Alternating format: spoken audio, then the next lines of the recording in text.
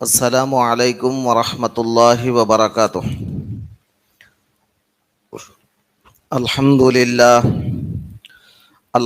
للہ رب العالمین، والصلاة والسلام علی رسولہ سید الانبیاء والمرسلین، وعلی آلہ واصحابہ الطیبین الطاہرین، اما بعد، فقد قال اللہ سبحانہ وتعالی فی القرآن المجید: اعوذ باللہ من الشیطان الرجیم، بسم اللہ الرحمن الرحیم۔ ان اللہ وملائکتہ یصلون علی النبی یا ایہا الذین آمنوا صلوا علیہ وسلموا تسلیما۔ اللہم صل علی سیدنا وشفیعنا وحبیبنا ونبینا ومولانا محمد وعلى آل سیدنا ومولانا محمد النبی الأمی الذي قرنت البركة بذاته ومحياه وتعطرت العوالم بطيب ذكره ورياه۔ محترم ناظرین کرام و سامعین کرام، اللہ رب العزت کا بے انتہا و بے کراں فضل ہے، کرم ہے کہ اللہ تبارک و تعالی نے آپ کو اور ہم کو پیارے آقا حضور رحمت للعالمین جناب محمد الرسول اللہ صلی اللہ علیہ وسلم کا امتی بنایا، اور اللہ تبارک و تعالی کا شکر ہے، کرم ہے، احسان ہے کہ اللہ تبارک و تعالی نے آپ کو اور ہم کو آج اس کے فضل و کرم سے الحمدللہ اس کے کلام کو سننے اور سمجھنے کی توفیق عطا فرمائی، الحمدللہ ثم الحمدللہ۔ دوستو اور بزرگوں، کل میں نے آپ حضرات کے سامنے تسمیہ یعنی بسم اللہ الرحمن الرحیم کی چند فضیلتیں میں نے آپ کے سامنے بیان فرمایا۔ اب آج انشاءاللہ تعالی بسم اللہ الرحمن الرحیم کے متعلق چند اور باتیں آپ کے سامنے گوش و گزار کر کے انشاءاللہ تعالی آج کے اس تفسیر کے عنوان کو ختم کر دیا جائے گا۔ کل سے پھر انشاءاللہ تعالی دوبارہ سورہ فاتحہ آپ کو سمجھائی جائے گی۔ سورہ فاتحہ کا ترجمہ، خلاصہ، ایک ایک آیت کی تفسیر۔ دوستو اور بزرگوں،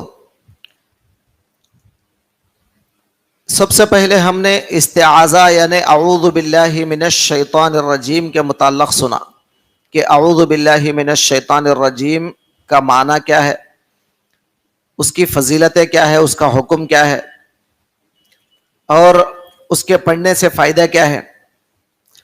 پھر اس کے بعد کل ہم نے آپ کے سامنے بسم اللہ الرحمن الرحیم کے متعلق چند باتیں کہیں، اور بسم اللہ الرحمن الرحیم کا مطلب کیا ہے، اس کا معنی کیا ہے، وہ مختصر انداز میں آپ کے سامنے بیان ہوا، اور ایک دو فضیلتیں میں نے آپ کے سامنے بیان فرمایا۔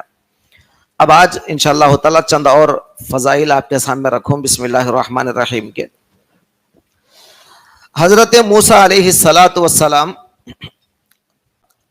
ایک مرتبہ بیمار ہو گئے۔ اللہ تبارک و تعالی سے پوچھا کہ مولا میری طبیعت خراب ہو گئی ہے، بہت زیادہ تکلیف ہو رہی ہے۔ تو اللہ تبارک و تعالی نے کہا کہ موسیٰ ہریالی کے علاقے میں جاؤ، جہاں پر ہرا بھرا علاقہ ہوتا ہے وہاں پر جاؤ، اور جا کر کچھ گھاس وغیرہ کھا لو۔ گھاس جو کچی کچی گھاس ہوتی ہے اس کو کچھ کھا لو۔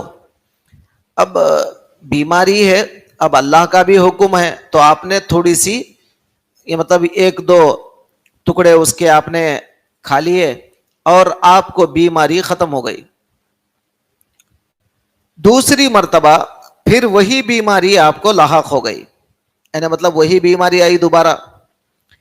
تو حضرت موسیٰ علیہ الصلاۃ والسلام نے سوچا کہ پہلی مرتبہ جب میں بیمار ہو گیا تھا تو اللہ تعالیٰ نے وہ گھاس کے کچھ تنکے کھانے کا حکم دیا تھا تو میں کھا لیا جا کر. اب اللہ تعالیٰ کو پوچھنا کیا اس معاملے میں, مجھے تو پتا چل گیا کہ اس کا علاج اس گھاس کے اندر ہے, اس بیماری کا علاج اس گھاس کے تنکوں میں ہے. آپ وہاں پر گئے, دوبارہ گئے, اور وہ گھاس کے جو تنکے اس سے پہلے کھائے تھے جس سے شفا ہوئی تھی آپ کو, آپ نے ان گھاس کے تنکوں کو دوبارہ کھا لیا. اب کیا ہوا, ان کا جو مرض تھا, ان کی جو بیماری تھی وہ حد سے زیادہ بڑھ گئی. اب حضرت موسیٰ علیہ الصلاۃ والسلام اللہ سے شکایت کرتے ہیں کہ اے پروردگار, کیا بات ہے, میرا پیٹ کا درد کم نہیں ہو رہا ہے. اس سے پہلے جب پیٹ کا درد تھا تو تو نے بطور علاج فلاں گھاس کو تو نے جو ہے نا کھانے کا حکم دیا تھا, میں نے اس کے کچھ تنکے کھا لیے. اب کیا بات ہے کہ مجھے پیٹ کا درد بڑھ رہا ہے, میں وہی کھایا, پیٹ کا درد کم نہیں ہو رہا ہے. اللہ تعالیٰ نے کہا موسیٰ کس کو پوچھ کر کھائے تم, کیا تم نے مجھے پوچھا, کیا تم نے میری اجازت لی, کیا تم نے میرا نام لیا؟ تو پھر اس کے بعد اللہ تعالیٰ فرماتا ہے دنیا پوری کی پوری مکمل, یعنی دنیا کی ہر شے, ہر چیز زہر آلودہ ہے, خطرناک زہر آلودہ, سم قاتل ہے, قتل کرنے والا زہر ہے. تو مطلب ہر چیز میں زہر ہے. تم جو بھی کھانا کھاؤ تو کھانے میں بھی زہر ہے, پانی پیو تو پانی میں بھی زہر ہے. جو چیز تم استعمال کرو گے دنیا کی, کھانے کی, پینے کی, تمام چیزوں میں زہر ہے, الا اسمی, سوائے میرے نام کے. اللہ تعالیٰ فرماتے ہیں میرے نام کے سوا. اب میرا جو نام ہے تریاقوہا اسمی, یعنی اس کا جو علاج ہے, یعنی وہ زہر کو ختم کرنے والا جو علاج ہے وہ میرا نام ہے. یعنی بسم اللہ الرحمن الرحیم جو میرا نام ہے, اس نام میں یہ اثر ہے کہ وہ ہر چیز کے اندر سے جو زہر ہے اس کو ختم کر دے گی. مثلا آپ اور ہم پانی پیئیں گے, اور پانی پیتے پیتے بسم اللہ الرحمن الرحیم بول کے پانی پیئیں گے, تو وہ پانی کے اندر بھی ایک زہر ہے, لیکن وہ ہمیں نظر نہیں آتا. آج کل ہم تو خیر سمجھ ہی نہیں پاتے کہ اچھے خاصے لوگ کھاتے ہیں, پیتے ہیں, اور اس کے بعد دواخانوں میں جاتے ہیں, کہتے کہ بھائی میں فلاں پانی پی لیا تھا, وہ پانی پینے کی وجہ سے طبیعت خراب ہو گئی. ارے پانی تو اللہ تعالیٰ کی نازل کردہ ہے, اللہ تعالیٰ نے خود پانی کو نازل کیا ہے, پھر اس کے اندر بیماری کیسے آئی؟ پتا چلا کہ ہم نے اللہ کا نام نہیں لیا, یعنی بسم اللہ الرحمن الرحیم نہیں پڑھے, بغیر بسم اللہ الرحمن الرحیم کے پانی کو ہم نے پی لیا, اس کی وجہ سے وہ زہر ہمارے اندر پیوست ہو گیا. اب اس کے بعد وہ بیماریاں لازماً ہم بیماریوں کے حوالے ہو جاتے ہیں. اب اگر کوئی بندہ دنیا میں بیماریوں سے بچنا چاہتا ہے تو اس کا علاج کیا ہے؟ ہر کام کرنے سے پہلے, کھانے سے, پینے سے, جو چیز بھی وہ کھانا چاہتا ہے, پینا چاہتا ہے, یا جو چیز بھی اس کے سامنے کھانے یا پینے والی چیز ہے, اس سے پہلے وہ بسم اللہ الرحمن الرحیم اگر پڑھے گا تو وہ زہر قاتل جو ہے وہ اس کے اندر سے اللہ تعالیٰ نکال دے گا. پھر اس کے بعد یقیناً اس کو شفا ہی شفا ہوگا. تو بسم اللہ الرحمن الرحیم کے کہنے میں برکت ہے. کھانے سے آدمی صحت مند نہیں ہوتا, پینے سے آدمی صحت مند نہیں ہوتا, بلکہ اللہ کے نام سے بندہ صحت مند ہوتا ہے.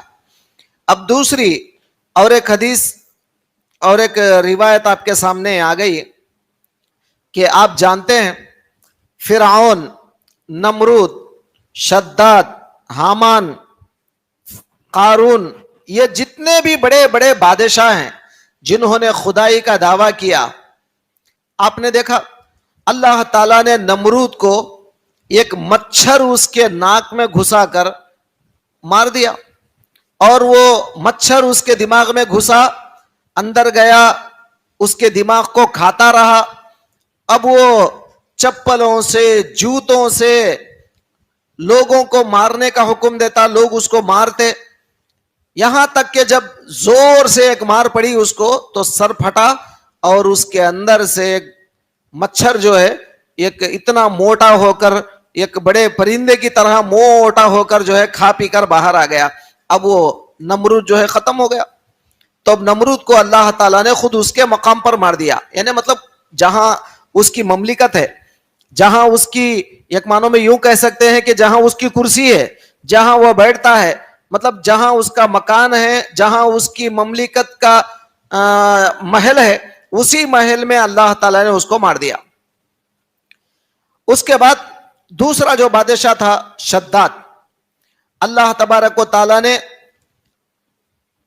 اللہ کے مقابل میں شداد نے کیا کیا، جنت بنایا کہ اللہ تعالیٰ کی جنت کیا ہے، اس سے عمدہ جنت میں بناؤں گا. جنت کی ایک اینٹ سونے اور چاندی سے بنایا. اتنا زیادہ خوبصورت جنت اس نے بنایا، لیکن ایک پیر اس کی جنت میں تھا، ایک پیر اس کی جنت کے باہر تھا. اللہ تعالیٰ نے اسرائیل کو حکم دیا کہ اسرائیل اس کی جان نکال لو، اس کی روح نکال لو، کیونکہ یہ میرا مقابلہ کرنا چاہتا ہے. تو اللہ تعالیٰ کے مقابل میں آنے والے کو خود اس کی جنت میں ایک پیر ابھی تھا، ابھی جنت میں داخل ہی ہوا تھا کہ اللہ تعالیٰ نے اس کو مار دیا. تو مطلب اس کی جنت میں اس کو مارا اللہ نے. اس کے بعد حامان، قارون. اب قارون کو آپ دیکھیں گے کہ قارون خزانے والا، اللہ نے فرمایا فَخَسَفْنَا بِهِ وَبِدَارِهِ الْأَرْضَ، ہم نے اس کو اس کے تمام خزانوں کے ساتھ ہم نے اس کو زمین میں دفن کر دیا، زمین میں دھسا دیا. تو مطلب جو اس کی مملکت کا مقام ہے، جو اس کا جو ہے نا محل ہے، اس سمیت اللہ تعالیٰ نے اس کو اندر دھسا دیا، اسی مقام پر جس مقام پر وہ رہتا تھا. اسی طرح آپ دیکھیں گے ابرہا کا واقعہ جو خانہ کعبہ کو توڑنے کے لیے آیا تھا، اس ابرہا کو بھی اللہ تبارک و تعالیٰ نے، جبکہ وہ ابرہا مکے کو آیا تھا، ہاتھیوں کی فوج لے کر مکے کو آیا تھا، لیکن مکے کو آنے کے بعد تمام فوج تو اس کی ختم ہو گئی ابابیل کے ذریعے. اب ایک ابابیل میں سے ایک پرندہ اس کے پیچھے پیچھے گیا، چونکہ اب وہ بھاگنے لگا، وہاں سے مکے سے فرار ہو گیا، بھاگا. ایک ابابیل میں سے ایک پرندہ اس کے پیچھے پیچھے وہ بھی جا رہا تھا. اب جب اپنے دارالحکومت کو پہنچا، اپنے دارالحکومت میں پہنچا اور کرسی پر بیٹھا، یہ سمجھ گیا کہ اب میں ٹھنڈی سانس لے سکتا ہوں، اب میرے اوپر کوئی ابابیل کا کوئی جو ہے اثر نہیں ہوگا، اب تو میں بچ گیا ہوں، میری فوج گئی کوئی بات نہیں، مگر میں بچ گیا ہوں. یہ سمجھ کر سکون سے بیٹھا. ایک ابابیل میں سے ایک پرندہ اس کے سر کے اوپر، وہاں پر آ کر اس کے سر کے اوپر جو ہے نا وہ پتھر کو چھوڑا، وہ پھر وہ جو ابرہا تھا وہاں پر ختم ہو گیا. ذرا توجہ فرمائیں، جتنے بھی ظالم اور جابر بادشاہ تھے، اللہ تبارک و تعالیٰ کا جلال ایسا آیا کہ اللہ تبارک و تعالیٰ نے خود اس کو اس کے مقام پر مارا. لیکن ایک بات غور طلب ہے کہ فرعون کو اس کے مقام پر نہیں مارا، فرعون کو اس کے محل میں نہیں مارا، اس کے مقام میں نہیں مارا، بلکہ فرعون کو دور لے جا کر سمندر میں ڈبایا. اب علماء کرام، مفسرین کرام تفسیر میں فرماتے ہیں کہ فرعون جبکہ وہ خدائی کا دعویٰ تو کرتا تھا، بظاہر خدائی کا دعویٰ کرتا تھا، لیکن بباطن دل میں وہ جو ہے ڈرتا تھا کہ میرے اوپر کہیں اللہ کا عذاب نہ آ جائے. تو اس لیے اس نے اپنے محل کے اوپر جہاں وہ بیٹھتا تھا، جہاں پر وہ اس کی کرسی ہوتی تھی، جہاں وہ بیٹھتا تھا، اس کا جہاں مسند ہوتا ہے، اس کے اوپر بسم اللہ الرحمن الرحیم لکھ لیا تھا. تو اب اللہ تبارک و تعالیٰ نے اس بسم اللہ کے وجہ سے، اس بسم اللہ کی برکت کی وجہ سے اللہ تعالیٰ نے فرعون کو اس کے محل میں نہیں مارا بلکہ دور لے جا کر مارا، کیونکہ اللہ کی مشیت کو گوارا نہیں کہ جہاں پر اس کے نام کے ساتھ رحمان اور رحیم ہو اور پھر اسی مقام پر اللہ تعالیٰ عذاب دے، یہ اللہ تعالیٰ کو گوارا نہیں ہے. اسی لیے فرعون کو دور لے جا کر اللہ تبارک و تعالیٰ نے مارا. اب اس کے بعد دوسرا اور ایک واقعہ حضرت سلیمان علیہ السلام کا بھی قرآن کے اندر آتا ہے. حضرت سلیمان علیہ السلام نے جب بلقیس کو خط لکھا، حضرت سلیمان علیہ السلام کو ہدہد کے ذریعے یہ پتا چلا، ہدہد ایک پرندہ تھا، وہ پرندے کے ذریعے حضرت سلیمان کو پتا چلا کہ وہ سورج کی پوجا کرتی ہے.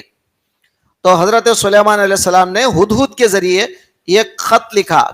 وہ خط کا مضمون بالکل شارٹ کٹ میں تھا، بالکل مختصر تھا. کیا؟ بسم اللہ انہو من سلیمان و انہو بسم اللہ الرحمن الرحیم اللہ تعلو علی و اتونی مسلمین. بس اتنا ہی. یہ خط سلیمان کی طرف سے ہے، بسم اللہ الرحمن الرحیم، تو مسلمان بن کر آ. بس ختم، اتنا ہی مختصر انداز میں. تو حضرت سلیمان علیہ السلام نے خط کی ابتدا، مطلب وہ خط کے لکھنے کی ابتدا اللہ تعالیٰ کے نام سے کیا.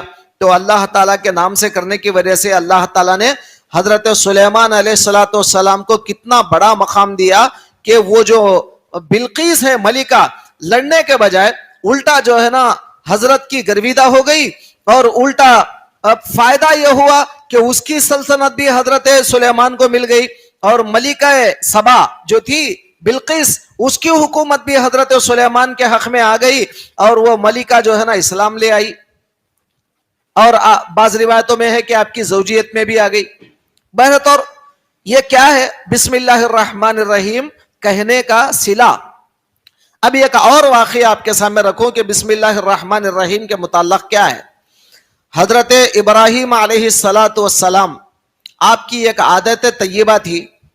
ہمیشہ حضرت ابراہیم علیہ السلام جب بھی کھانا کھاتے تو کوئی مہمان کے ساتھ کھانا کھاتے. باہر سے کوئی مہمان آنا، باہر سے کوئی آدمی آنا تو آپ کھانا کھاتے، اگر مہمان نہیں آیا کھانا نہیں کھاتے. آج کل ہماری حالت الٹی ہو رہی ہے، مطلب الٹی ہو گئی آج کل ہماری حالت. لوگ تو یہ سمجھتے ہیں کہ اگر کوئی مہمان گھر کو آتا تو پہلے زمانے کے لوگ یہ سمجھتے تھے کہ چلو اللہ تعالیٰ نے ایک مہمان کو ہمارے پاس بھیج دیا ہے، ہمارے گھر میں برکت ہوگی، یہ مہمان کی مقدر کو اللہ نے ہمارے گھر میں اتارا ہے، ہمارے رزق میں اللہ برکت دے گا، یہ سمجھتے تھے. اور یہ حقیقت بھی ہے. کوئی بھی آدمی اگر آپ کے دسترخوان پر کھاتا ہے، وہ آپ کا نہیں کھاتا بلکہ خود کا کھاتا ہے، یعنی وہ خود کا مقدر آپ کے دسترخوان پہ کھاتا ہے. دسترخوان آپ کا لیکن مقدر اس کا ہے، اس کی مقدر میں جو غذا اللہ نے لکھا وہ آپ کے دسترخوان پر کھا رہا ہے. تو آپ کو تو شکریہ ادا کرنا چاہیے اللہ تعالیٰ کا کہ مولا تیرا کتنا بڑا کرم ہے کہ تو نے ایک مہمان کو میرے پاس بھیج دیا. آج کل لوگ تو کیا کرتے ہیں، مہمانوں کو کھانا کھلانے کے لیے سوچتے ہیں 10 مرتبہ کہ میں مہمانوں کو کھانا کیوں کھلاؤں. لیکن میرے دوستو، حضرت ابراہیم علیہ السلام کی عادت طیبہ ہے.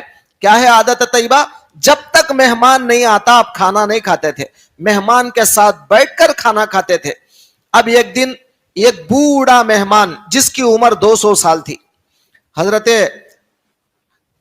ابراہیم علیہ السلام بھی 2-3 دن ہو گئے تھے کھانا نہیں کھائے تھے، مہمان کا انتظار تھا، شاید اللہ تعالیٰ کسی مہمان کو بھیج دے. 3 دن ہو گئے، آپ بھوکے تھے. اچانک ایک مہمان آیا، تو بوڑھا مہمان، اور وہ بھی 200 سال عمر. حضرت بڑے خوش ہو گئے، اتنی بڑی داڑھی تھی اس کی، بڑی داڑھی اور 200 سال کی عمر. حضرت بہت خوش ہو گئے. چلو اللہ تعالیٰ مہمان کو نہیں بھیجایا کوئی بات نہیں، مگر 3 دن کے بعد ہی صحیح اللہ تعالیٰ ایک بڑے بزرگ کو بھیجا ہے، اللہ تعالیٰ ایک بڑے اللہ والے کو بھیجا ہے، بڑے بزرگ کو بھیجا ہے. اب وہ بیچارہ دسترخوان پر بیٹھا، ابراہیم علیہ السلام بھی کھانے کے لیے دسترخوان پر بیٹھے. اس کے بعد وہ بوڑھا جو ہے لقمہ لے رہا تھا، لقمہ لے کر منہ میں ڈال رہا ہے. حضرت نے اس کا ہاتھ پکڑ لیا، کہا کہ ارے اللہ کا نام تو لے، بسم اللہ الرحمن الرحیم تو پڑھ، بغیر بسم اللہ کے کھا رہا ہے، اللہ کا نام بھی نہیں لیتا. ہاتھ پکڑ لیا، اللہ کا نام لے کے کھا. اب اس نے پوچھا اللہ کون ہے؟ وہ بوڑھا پوچھتا ہے ابراہیم علیہ السلام سے کہ اللہ کون ہے؟ من اللہ، کون اللہ؟ اللہ کون ہے؟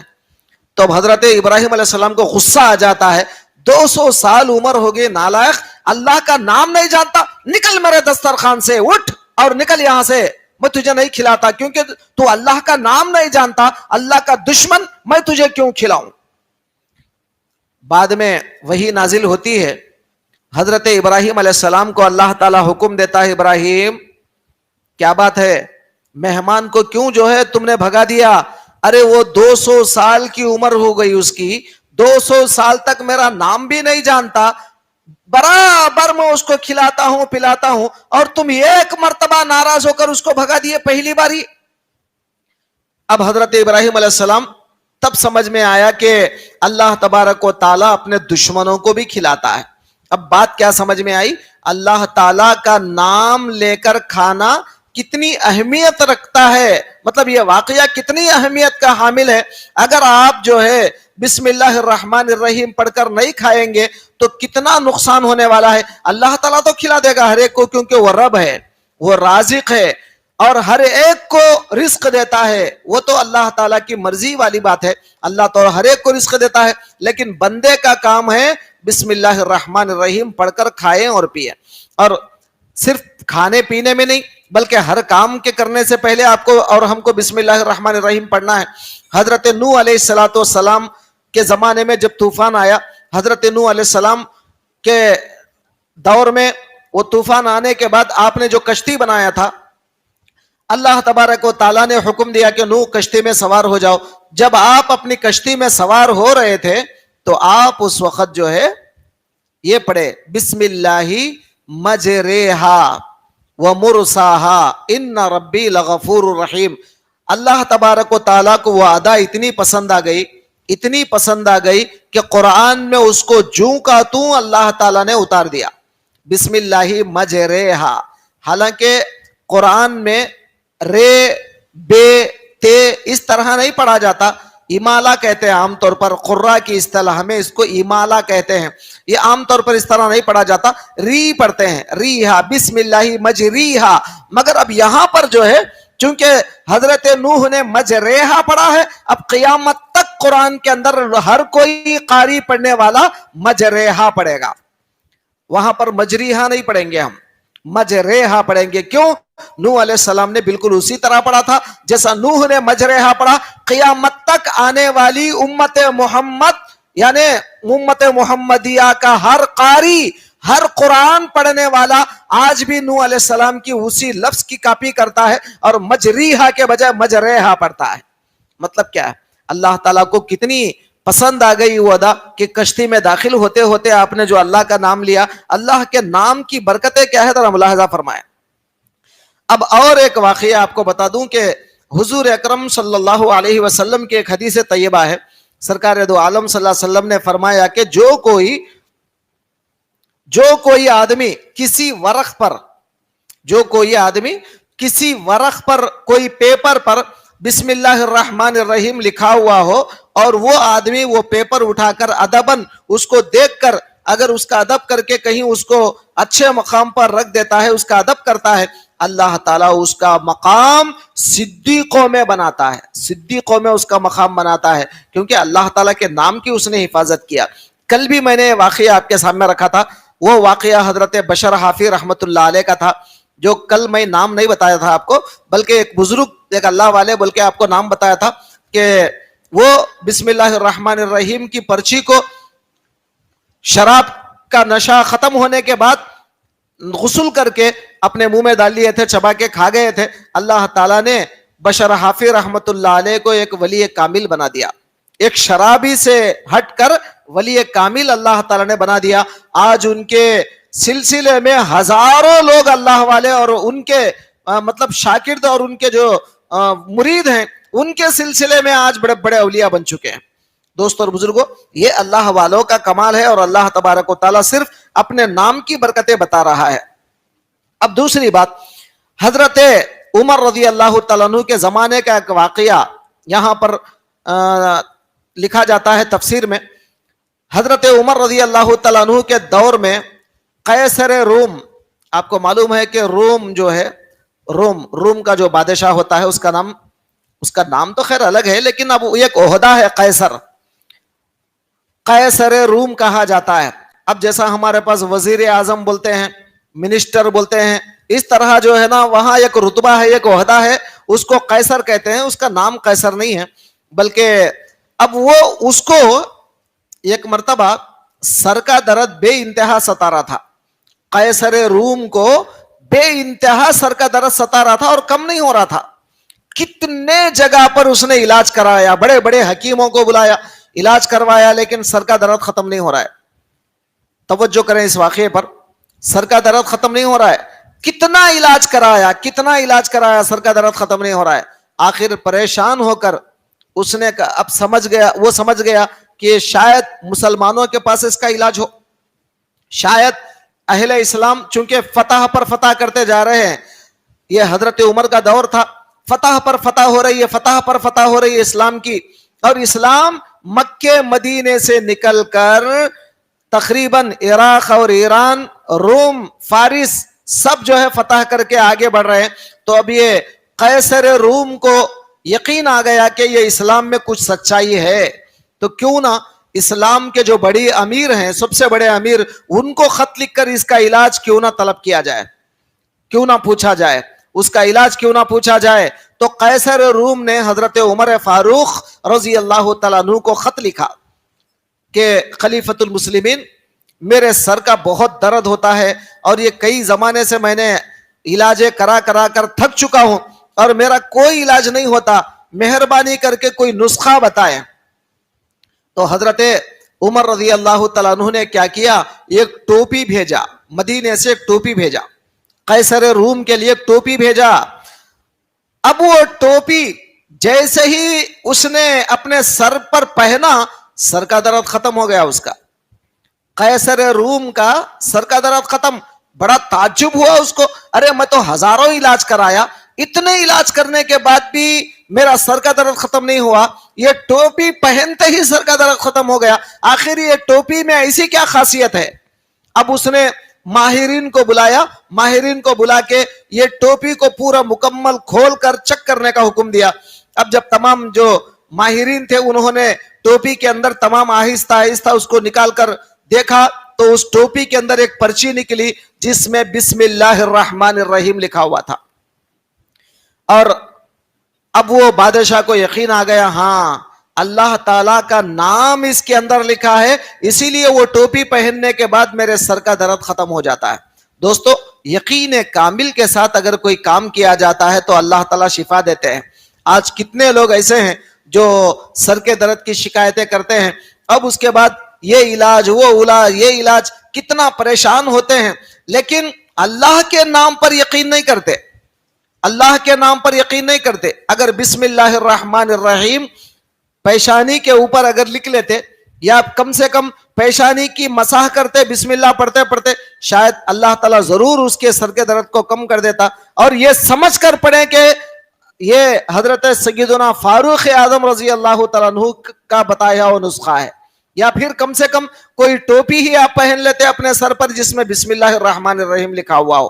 بہرطور دوستو, اللہ تعالیٰ کے نام کی بڑی برکتیں ہیں, اللہ تبارک و تعالیٰ کے نام کی بے انتہا برکتیں ہیں. پھر اس کے بعد سرکار دو عالم صلی اللہ علیہ وسلم نے فرمایا, لا وضوء لمن لم یسم اللہ, وضو اس کا نہیں ہوتا جو اللہ تعالیٰ کا نام نہیں لیتا, یعنی بسم اللہ الرحمن الرحیم نہیں پڑھتا, اس کا وضو نہیں ہوتا. اب وضو نہیں ہوتا کا معنی یہ ہے کہ وضو کامل نہیں ہوتا, مطلب مکمل نہیں ہوتا, فضیلت والا نہیں بنتا. وضو اہمیت والا, فضیلت والا, مطلب درجات کو بلند کرنے والا وضو نہیں بنتا. اس کا مطلب یہ نہیں کہ بالکل وضو نہیں ہوتا, فرائض وضو میں سے نہیں ہے بسم اللہ کا پڑھنا, بلکہ سنت ہے بسم اللہ الرحمن الرحیم کا پڑھنا وضو میں. اب چونکہ بسم اللہ الرحمن الرحیم اگر کوئی نہیں پڑھتا ہے اس کا وضو نہیں ہوتا, اس کا مطلب یہ ہے کہ اس کا وضو کامل نہیں ہوتا, مکمل نہیں ہوتا, فضیلت والا وضو نہیں بنتا اس کا. تو ہر کوئی آدمی وضو کرنے سے پہلے بسم اللہ الرحمن الرحیم پڑھے. یہاں تک کہ سرکار دو عالم صلی اللہ علیہ وسلم نے مسجد میں داخل ہوتے وقت جو دعا سکھلائی ہے, احادیث کے اندر جو دعا آئی ہے مسجد میں داخل ہوتے وقت, اس دعا کے اندر بھی سرکار دو عالم نے بتایا, بسم اللہ والسلام علی رسول اللہ اللہم افتح لی ابواب رحمتک. مسجد میں داخل ہوتے وقت سیدھا پاؤں رکھ کر یہ دعا پڑھے, پہلے بسم اللہ پڑھیں, بسم اللہ والسلام علی رسول اللہ, پہلے اللہ کا نام لے, بعد میں رسول پر سلام پڑھے, اس کے بعد مسجد میں داخل ہوں, مسجد میں داخل ہونے کی دعا پڑھے. تو مسجد میں داخل ہونے کی دعا میں بسم اللہ والسلام علی رسول اللہ موجود ہے, اور داخل ہوتے وقت ہی نہیں بلکہ مسجد میں سے جاتے وقت بھی سرکار دو عالم نے دعا سکھلایا، بسم اللہ والسلام علی رسول اللہ، اللہم انی اسألک من فضلک، اے اللہ میں تیرا فضل مانگتا ہوں. تو اس سے پہلے، یہ دعا سے پہلے آپ بسم اللہ الرحمن، مطلب بسم اللہ والسلام علی رسول اللہ آپ نے سکھلایا. تو مطلب بسم اللہ الرحمن الرحیم صرف وضو میں نہیں بلکہ مسجد میں داخل ہوتے وقت بھی آپ کو بسم اللہ پڑھنا ہے. پھر اسی طرح حضرت خالد بن ولید رضی اللہ تعالیٰ عنہ نے، خالد بن ولید رضی اللہ تعالیٰ عنہ کے پاس جب جنگ میں تھے، حضرت خالد بن ولید چونکہ آپ سپہ سالار تھے، کمانڈر تھے، اسلامی فوج کے کمانڈر تھے، سپہ سالار تھے حضرت خالد بن ولید رضی اللہ تعالیٰ عنہ. آپ کے پاس کچھ غیر مسلم آئے، غالباً وہ عیسائی تھے یا کچھ تھے غالباً. وہ لوگ حضرت خالد بن ولید کے پاس آئے رضی اللہ تعالیٰ عنہ، کہا کہ اے خالد، اگر تمہارا اسلام سچا ہے یہ زہر پی کر بتاؤ. تو حضرت خالد بن ولید نے بسم اللہ الرحمن الرحیم پڑھ کر وہ زہر پی گئے، سامنے والے کو بتانے کے لیے کہ میرا اسلام کتنا سچا ہے.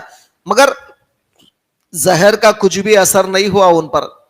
اب یہ واقعہ سننے کے بعد جتنے ناظرین اور سامعین ہیں، کہیں یہ غلطی نہ کریں کہ بسم اللہ پڑھ کر زہر پی لیں گے کہیں، اور اگر کوئی پوچھا تو یہ بولیں گے کہ مولانا نے ٹی وی میں، مطلب مولانا نے جو ہے نا یوٹیوب میں کہا تھا کہ جو ہے بسم اللہ پڑھ کر زہر پی سکتے ہیں. ایسی غلطی کبھی نہ کریں ورنہ آپ خودکشی کرنے والوں میں شامل ہو جائیں گے. میں صرف صحابہ کے واقعات رکھ رہا ہوں، تو صحابہ کے واقعات وہ اعلیٰ درجے کا ایمان رکھتے ہیں صحابہ. ہمارا ایمان کمزور ہے، ہمارا ایمان اتنا اعلیٰ نہیں ہے. بسم اللہ تو ضرور پڑھیں لیکن یہ غلط کام کبھی نہ کریں، مطلب زہر کا پینا یا خودکشی کر لینا، ایسے گندے کام کرنا کبھی جو ہے کوئی بھی نہ کریں. تو دوستو اب آخری بات بسم اللہ الرحمن الرحیم کے متعلق میں رکھ رہا ہوں، آخری بات جو آپ کے ہمارے لیے ذرا ایک نکتے کی شکل رکھتی ہے. آپ دیکھیں کہ کل میں نے جیسا بتایا تھا کہ بسم اللہ الرحمن الرحیم کے اندر 19 حروف ہیں.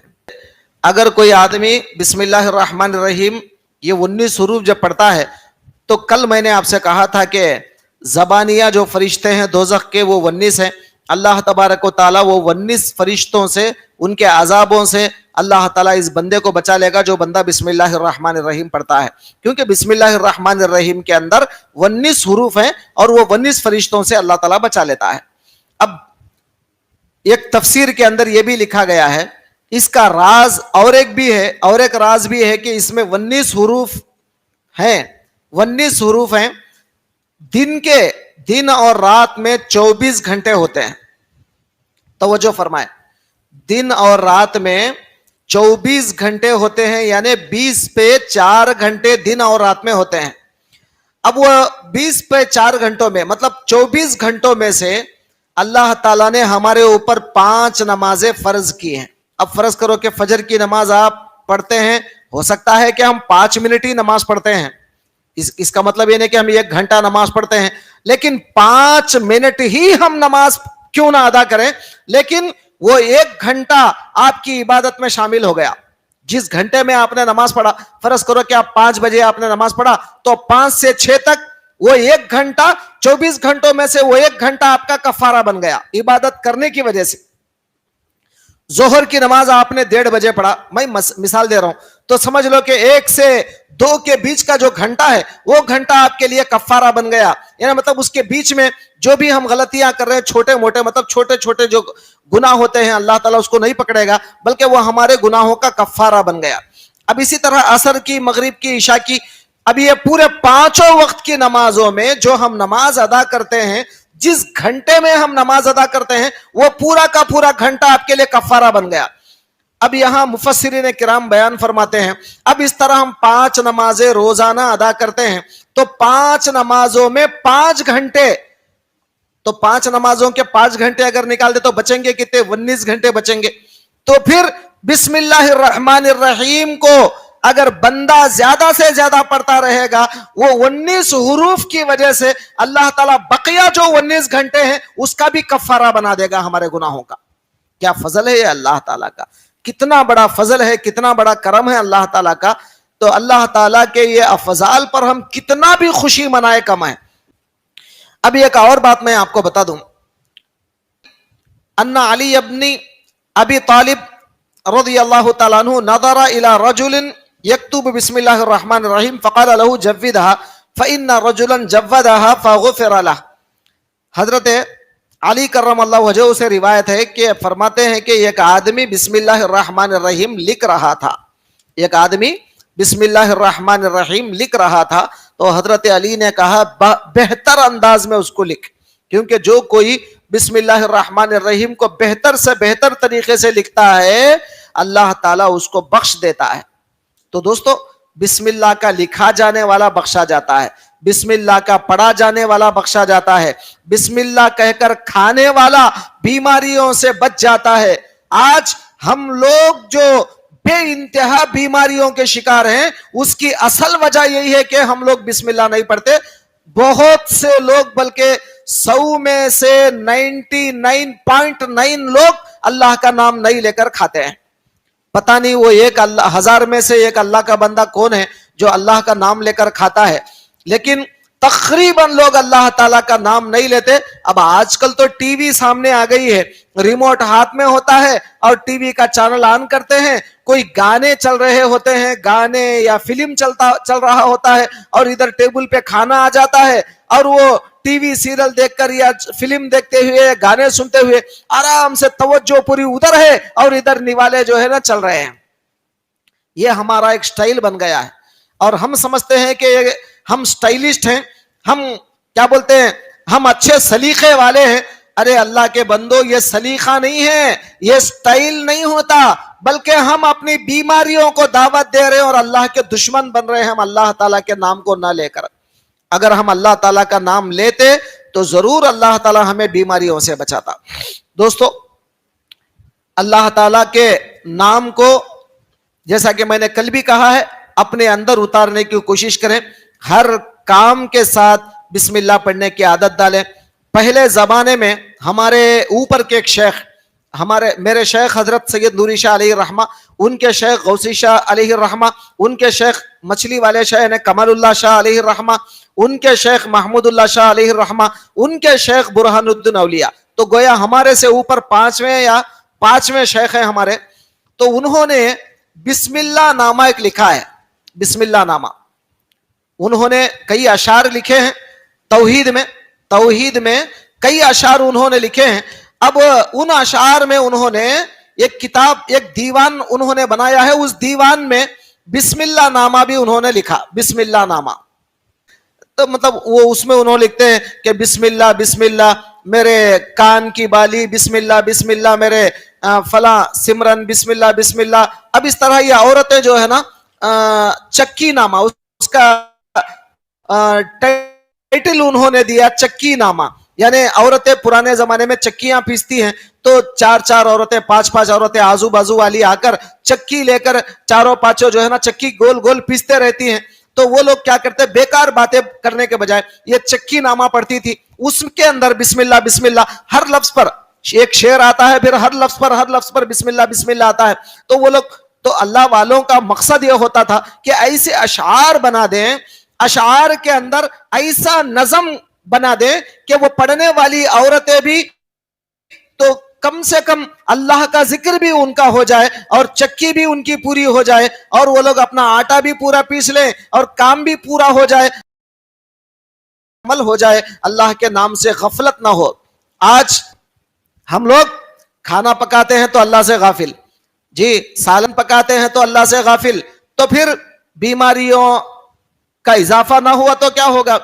اگر عورتیں اللہ کا نام لے کر بسم اللہ کہہ کر ہنڈی اگر چڑھاتی، بسم اللہ کہہ کر اگر کچھ اس کے اندر کچھ ڈالتی تو یقیناً اللہ تعالیٰ بیماریوں سے بھی بچاتا اور اس کے بعد اللہ تعالیٰ اس کھانے والے کو بھی ہدایت دے دیتا. جو اس عورت کا کھانا کھاتا ہے، جو بسم اللہ پڑھ کر پکاتی ہے، تو اس کے کھانا کھانے والے کو بھی اللہ تعالیٰ مطلب اس کے قلب کو بدل دیتا ہے اللہ تعالیٰ کی طرف، کیونکہ اس کے اندر بسم اللہ ہے. تو اتنے تاثرات ہیں بسم اللہ الرحمن الرحیم کے. اب چونکہ میں زیادہ تر ابھی بیان نہیں کروں گا، ویسے تو تفسیریں اگر پڑھتے جائیں گے تو بے انتہا چیزیں آپ کو ملیں گی تفسیروں میں، بہت باتیں ہیں. اب میں ابھی قواعد گرامر وغیرہ کی طرف تو گیا ہی نہیں اور میں جانا بھی نہیں چاہتا، کیونکہ یہ کوئی طالب علم سے میں بحث نہیں کر رہا ہوں، میں عوام الناس سے بات کر رہا ہوں. چونکہ عوام الناس عوام الناس کو گرامر کی ضرورت نہیں ہے فی الحال، وہ طلباء کے لیے ضرورت ہے. وہ طلباء کو جب سمجھانا ہوتا ہے تب اس کو خود گرامر یا قواعد کی گفتگو ہوگی. اب فی الوقت چونکہ ہم عوام الناس سے مخاطب ہیں، اب اسی لیے فضائل اور اس کے مناقب ہمارے لیے کافی ہیں. تو الحمدللہ اللہ کے حول و قوت سے میں نے 2 دن استعاذہ کے متعلق، اعوذ باللہ من الشیطان الرجیم کے متعلق، اور 2 دن بسم اللہ الرحمن الرحیم کے متعلق گفتگو کیا. انشاءاللہ تعالی کل سورہ فاتحہ ہم شروع کریں گے. دعا ہے اللہ تبارک و تعالی سے کہ کہنے سننے سے زیادہ اللہ تبارک و تعالی ہم سب کو عمل کی توفیق عطا فرما دے. وآخر دعوانا ان الحمد للہ رب العالمین.